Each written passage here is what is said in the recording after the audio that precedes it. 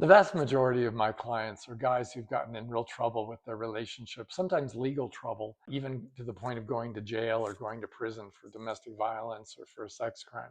The funny thing is, they come out of that experience universally being very conservative. Almost all of them vote conservatively 100% of the time. And this, despite the fact that it was the Democrats, the liberals they despise, who are the ones who worked so hard on giving them back the franchise to vote, who restored to felons the opportunity to vote. That doesn't really faze them in the least because, again, it's about masculinity. They perceive conservatism as masculine. In fact, there's nothing more masculine than a conservative position on just about any topic you can think of.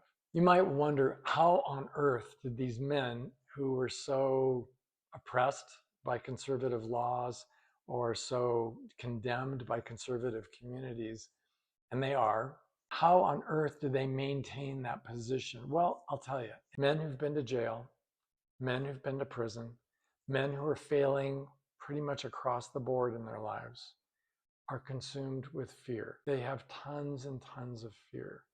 And because they feel that their world is out of control, they seek control. That's what they mean by being conservative. Lots of control. So what I work on as a therapist is teaching them how to begin developing a life worth living that is going to be utterly independent of any political affiliation, that's going to be independent of whether any individual woman likes them or doesn't like them, that's going to really instill within them a sense of abiding freedom that brings with it an incredible joy. If I'm successful in teaching my client how to develop a life truly worth living, which is that precursor to a life worth sharing, right? If I'm successful in that, his fear subsides and his need for control, especially control over others, it just disappears. He doesn't need to be controlling anymore.